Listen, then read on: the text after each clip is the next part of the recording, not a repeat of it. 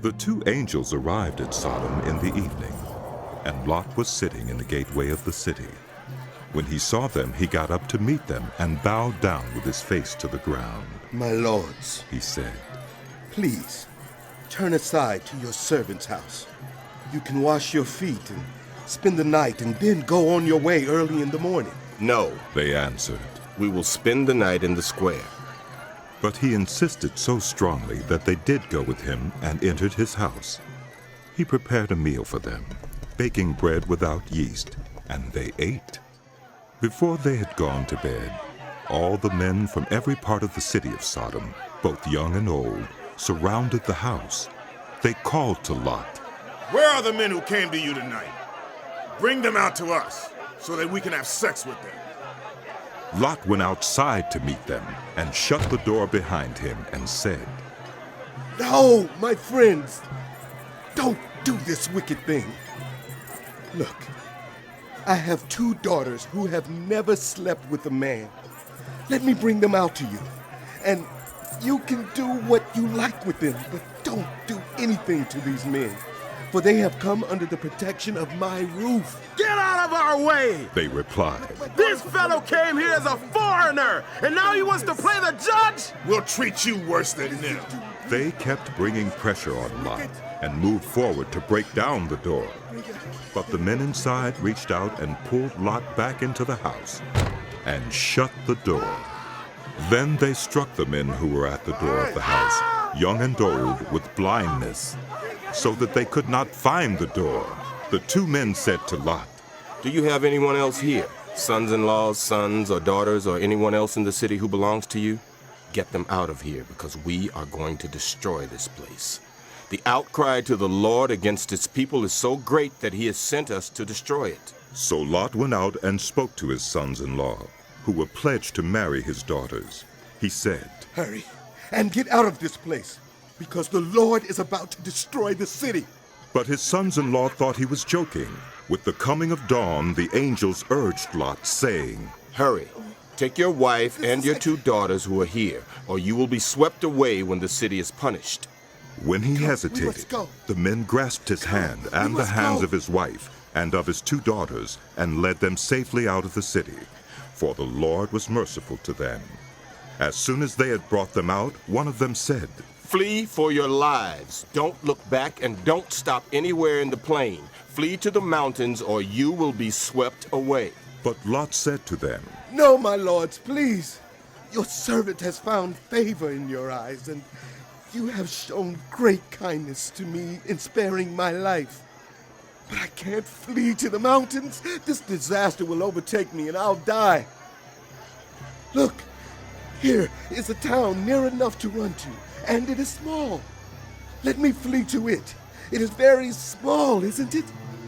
Then my life will be spared. He said to him, Very well. I will grant this request too.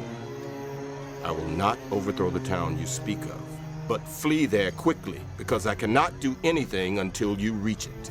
That is why the town was called Zoar. By the time Lot reached Zoar, the sun had risen over the land. Then the Lord rained down burning sulfur on Sodom and Gomorrah, from the Lord out of the heavens.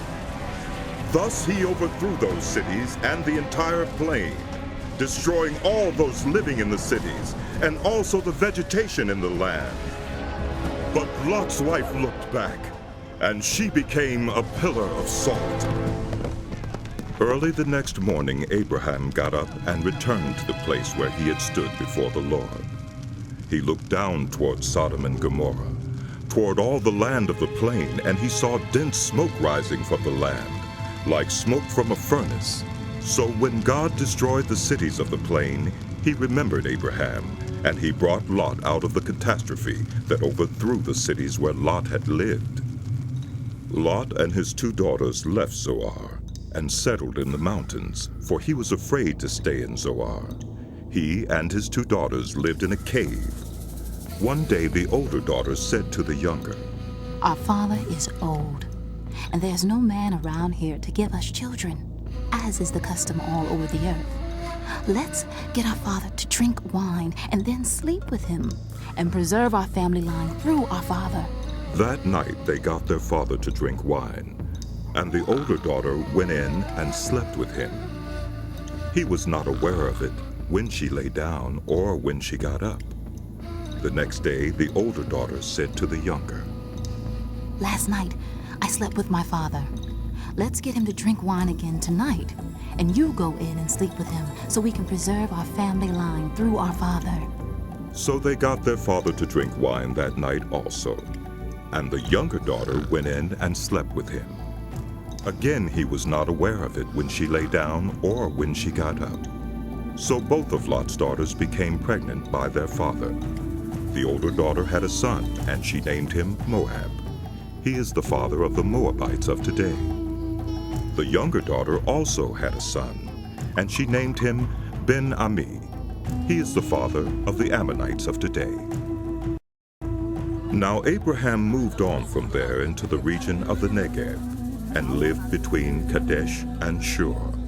For a while he stayed in Gerar, and there Abraham said of his wife Sarah, She is my sister. Then Abimelech, king of Gerar, sent for Sarah and took her. But God came to Abimelech in a dream one night and said to him, You are as good as dead because of the woman you have taken. She is a married woman. Now Abimelech had not gone near her, so he said, Lord, will you destroy an innocent nation?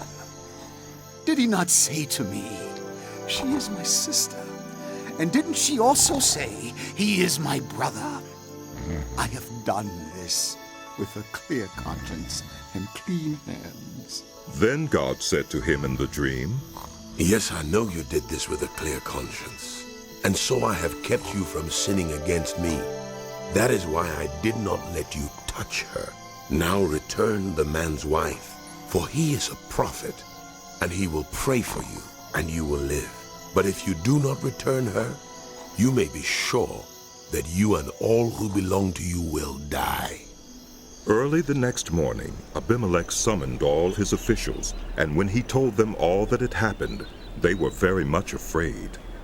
Then Abimelech called Abraham in and said, What have you done to us? How have I wronged you that you have brought such great guilt upon me and my kingdom? You have done things to me that should never be done. And Abimelech asked Abraham. What was your reason for doing this? Abraham replied, I said to myself, there is surely no fear of God in this place, and they will kill me because of my wife. Besides, she really is my sister, the daughter of my father, though not of my mother, and she became my wife. And when God had me wander from my father's household, I said to her, this is how you can show your love to me.